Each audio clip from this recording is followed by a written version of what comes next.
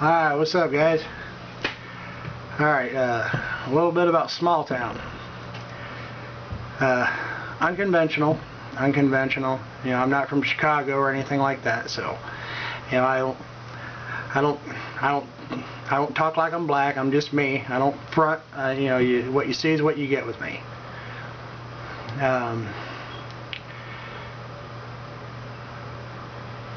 Anyway, a little bit about me.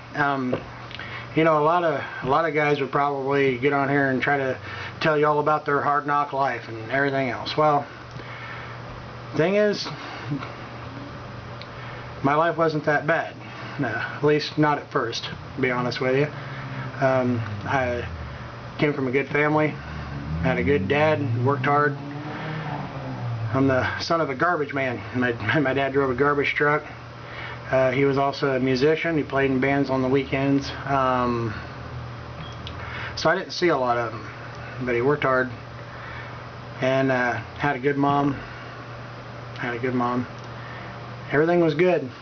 And then when I was 9 years old,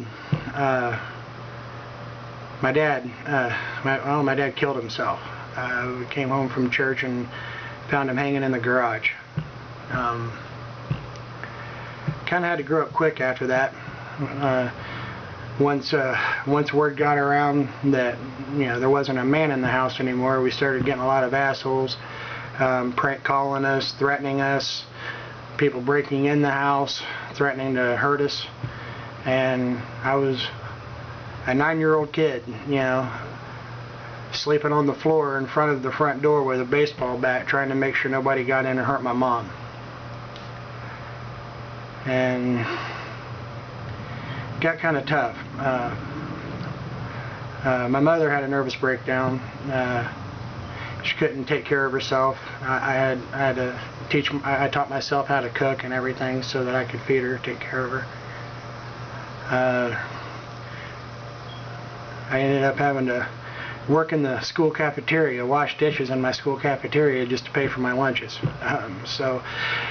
Yeah, it got tough. And of course, I became kind of outcast. You know, not a lot of kids had seen at that age what I had seen. And yeah, it fucked with my head. It fucked with my head bad. And I was different. And with good reason. Every reason to be different. But of course, kids I went to school with, you know, they saw that as a bad thing. They all thought I was weird, and you know, made quite a sport of me, picked on me a lot. Didn't really have any friends. Then a couple years later, my mother remarried, and they were only together for a couple years. Had my little sister by him. I got a half sister, and that guy pretty much he beat on us a lot, and so yeah, I really didn't have a good day. Getting picked on in school and then coming home to get beat on by him. Yeah. You know, and and I'm not saying any of this to get any kind of sympathy from anybody. I'm just letting you know where I come from and a little bit about what makes me me. Okay? You know, no regrets. No regrets. I wouldn't change a thing about my life because, well, I don't believe in regrets. See, everything that has ever happened to you, and everything you've ever done, the good and the bad, have gotten you to where you're at. Have played some role in your life, has made you what you are. So even the bad experiences were learning experiences. So gotta find the positive. You just gotta find the positive. And but anyway, being the loner that I was, I fell in pretty easily when a local group of guys decided to so-called take me under their wing, I guess. You know, they paid attention to me, made me feel like I was part of something. It was a GD clique. and I really thought that was it. You know, I mean, I felt like I was part of something, but they kind of ended up turning their backs on me.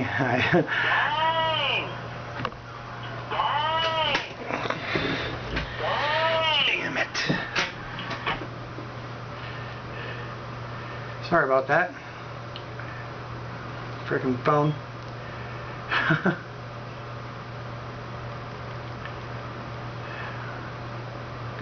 Anyway. But yeah, I was driving on the road one night and seen a bunch of them out walking.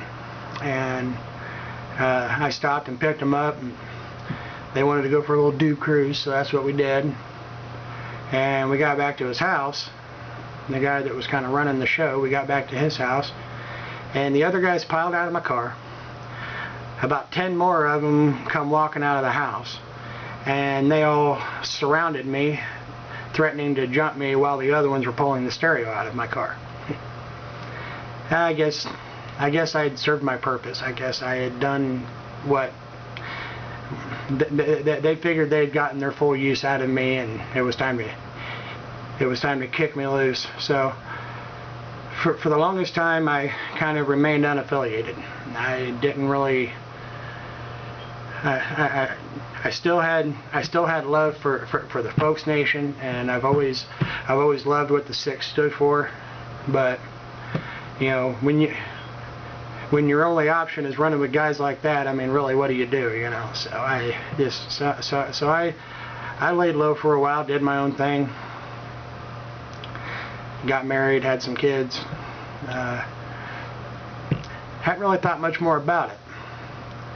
And then I met Tiny D, TJ, and actually we were friends for quite a while, a few months, like almost a year, I think, before he ever told me what he was. And I guess he had decided that I was somebody that he wanted to have as a brother, and he brought me into this, and I've never been happier. I've never been happier. This is where I want to be. This is right for me. I only wish that I had met you guys a long time ago.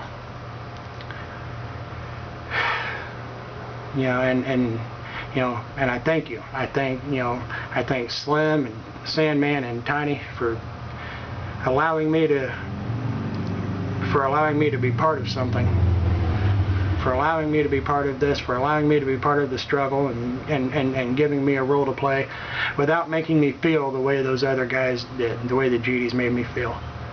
You know, like I wasn't allowed to be me, like I had to be what they wanted me to be. You know.